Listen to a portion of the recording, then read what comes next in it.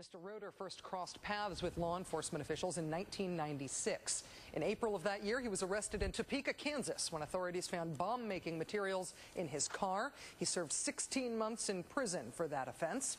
The judge that sentenced him then called him a threat of danger to the public. At that time, Mr. Roeder was listed by the FBI as a member of the Freemen Group, a right-wing militia that claims to be sovereign from the federal government. The leader of another group called the Kansas Unorganized Citizens Militia said that he knew Roeder well and that he was, quote, just so fanatic about abortion. Clinic workers at Central Family Medicine in Kansas City now say Mr. Roeder became, quote, a regular at protests there. In 2007, someone calling himself Scott Roeder posted this message about Dr. George Tiller on an anti-abortion website. Quote, Tiller needs to be stopped. Sometime soon, would it be feasible to organize as many people as possible to attend Tiller's church inside, not just outside, to have much more of a presence? Then, this past Saturday, just one day before he allegedly went inside that church and murdered Dr. Tiller, Mr. Roeder was spotted at an abortion clinic in Kansas City. He was reportedly trying to pour glue into the facility's locks when employees noticed what he was doing and chased him away. They say they recognized him and that he tried to do the same thing last Saturday as well. One of the employees wrote down Mr. Roeder's license plate number and reported the incident to the FBI.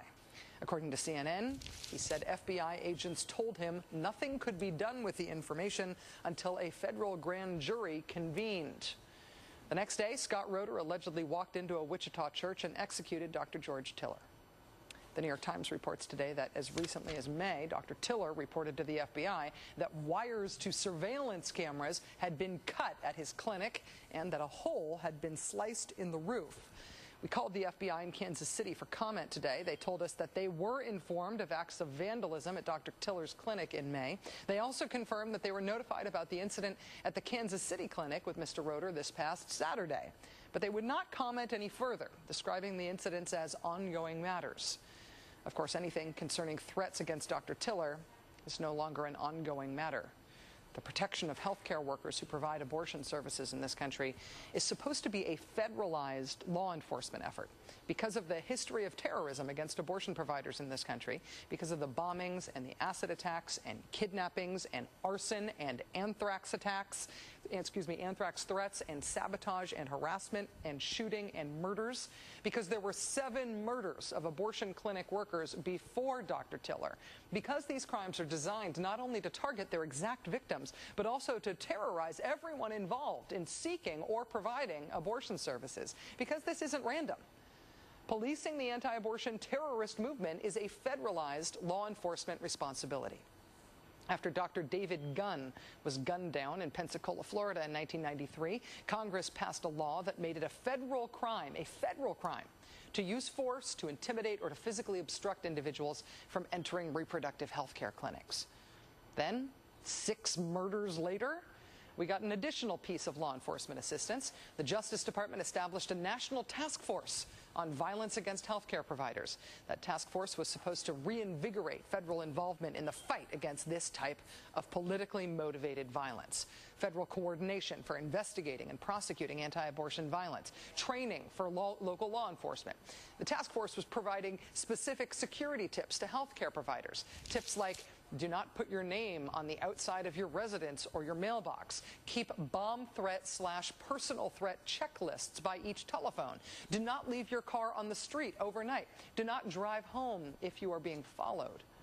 The Justice Department task force is also supposed to, quote, focus on connections that may exist between individuals involved in criminal anti-abortion activities, serve as a clearinghouse for information relating to acts of violence against abortion providers, and collect and coordinate data identifying national trends related to clinic violence. Would that include data like attempting to glue shut the doors of abortion clinics, threats of violence made on anti-abortion websites, publishing articles in a newsletter that argues it is justifiable homicide to kill doctors who perform abortions? How about if the guy doing all of those things also has been arrested for carrying explosives? With all these red flags being raised about Scott Roeder, with the history of abortion-related violence we've had in this country, why wasn't this guy stopped? Joining us now is Dr. Warren Hern. He's the director of the Boulder Abortion Clinic in Colorado. He's one of the few remaining doctors in this country who perform late abortions. He was a close friend of Dr. George Tiller. Dr. Hern, thank you very much for joining us tonight, and you have my condolences on the loss of your friend, Dr. Tiller. Thank you, Rachel. Thank you for inviting me. I appreciate it very much. And I think you have done a superb job in the last few minutes explaining some of the background. It's very chilling for me as a friend of Dr. Tiller and colleague to listen to the litany of the instances in which this man displayed this kind of behavior. And it illustrates the fact that I have been pointing out that in addition to the incredible sadness and tragedy of Dr. Tiller's assassination, which has affected devastating for his family and profoundly sad for all of us who are his friends and colleagues, that this was not the act of an isolated, single nutcase guy who just decided to go into some church and blow somebody away. This was a political assassination. And it is not isolated. It is the culmination of the inevitable result and product of 35 years of constant, relentless anti-abortion fanatics offering hate speech, hate rhetoric, and violence and intimidation, assassinations, and the general message that it's okay to kill someone like Dr. Tiller, who was a dedicated and conscientious physician, who was courageous, took great care of his patients, helped thousands of women and their families, who was a tremendous asset to our profession and our society. So it's really a tragedy, and even more grotesque because the assassination occurred in church when Dr. Tiller was unprotected and unarmed, passing out church bulletins to his fellow worshipers. Dr. Hern, when you look at the federal response to this wave of anti-abortion terrorist violence that we've experienced over the last generation, on paper, the federal government appears to be devoting a lot of resources to keeping you safe, to keeping abortion providers safe, to making the practice of this type of medicine something that is not a life-threatening thing to do. I have to imagine that you appreciate what's on paper, but I want to ask how you feel about how well the people in your profession are really being protected in practice. Do you feel like law enforcement is taking the threat seriously and doing all they can? Well, I do, but I also think that there's a limit to what their resources are and what they can do. There are a lot of people to protect, and I can't wear a tank. I can't work in a fortress. Some of my colleagues have, including Dr. Tiller, have built their clinics to a very high level of safety. But once you step out of that, you're at great risk. I think that the Freedom of Access to Clinic Entrance bill was wonderful, but it was signed almost in secret by President Clinton instead of in the Rose Garden, surrounded by people whose lives it affected. The Republicans pulled the plug on this after they took control of Congress and cut the funding. So I think the law enforcement people, the federal marshals, are working under great difficulty in terms of shortage of resources and manpower.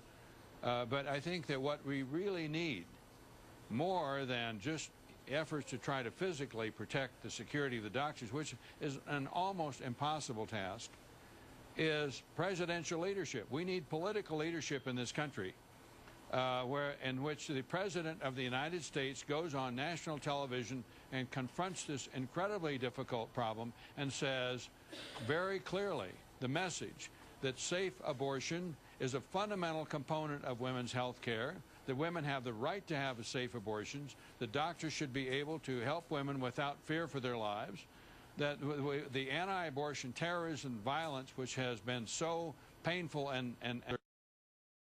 35 years, has to stop. It will no longer be tolerated.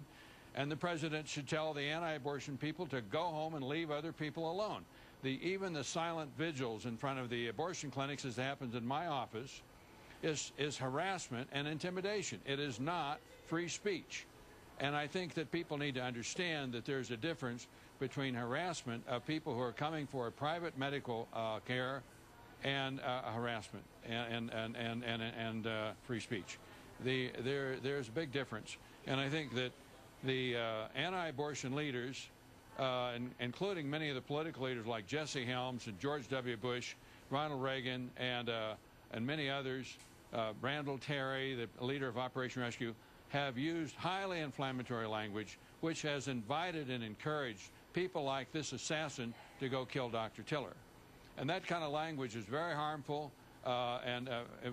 President Obama made a wonderful speech at Notre Dame and offered an effort to be conciliatory, and to encourage a common ground. But there is no common ground with fanatics who want to kill you.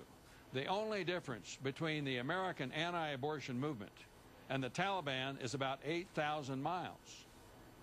Dr. And Warren, the Christian churches have been in the forefront of this kind of fanaticism. Dr. Warren Hern, director of the